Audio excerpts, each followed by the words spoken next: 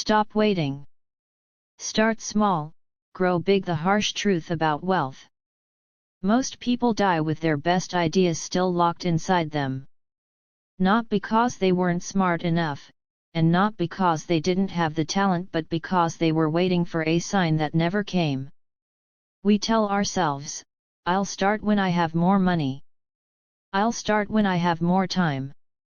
But while you're waiting for the perfect conditions, someone else is out there building an empire with nothing but a broken tool and a relentless why. Today, I'm going to share a story about a man named Jacob, a single seed, and the brutal truth about what it actually takes to go from nothing to legendary. If you've been waiting for a sign to start that business, learn from this story. The sun hadn't even broken the horizon when Jacob stepped out into his small, dusty backyard. In his hand was a single, withered lemon seed. For 3 years, Jacob had told his friends he was going to start an orchard. For 3 years, they laughed, pointing at the cracked, dry earth. The soil is dead, Jacob, they'd say. Wait until the rains come. Wait until you have better tools. Jacob had waited. He had procrastinated until his dreams were almost gray. But that morning, he realized a hard truth: the perfect time is a ghost that disappears the moment you try to touch it. The first step. He didn't have a tractor. He didn't even have a shovel. He used a sharpened stone to chip away at the hardened ground. His fingernails bled, his back ached. By noon, he had planted that one seed. He didn't wake up wealthy the next day. In fact, for months, nothing happened. The grind of growth.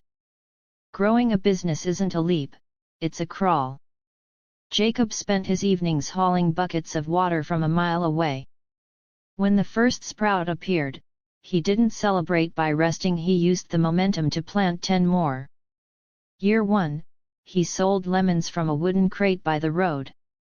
People called it a hobby. Year 3, the crate became a stall. He reinvested every cent, buying better soil and sturdier saplings. Year 5, the dead soil was a canopy of green. The wealth of persistence.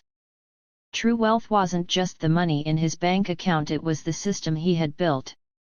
He wasn't just selling lemons anymore, he was selling juice, essential oils, and dried zest. He hired the very friends who had told him to wait. One day, a young man approached him, looking at the massive gates of the orchard. "You're lucky," the man said. "I wish I had an orchard like this. I'll start mine once I save up enough for the land." Jacob handed him a single seed and a sharpened stone. "Don't wait for the land," Jacob whispered. "The wealth isn't in the tree. It's in the refusal to wait one more day." The lesson: procrastination is the thief of empires. You don't need a harvest to start, you just need to break the ground.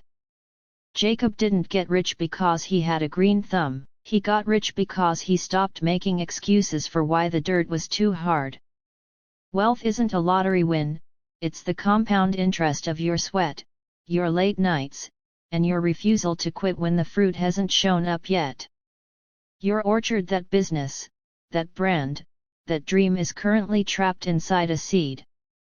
And that seed is useless as long as it stays in your pocket.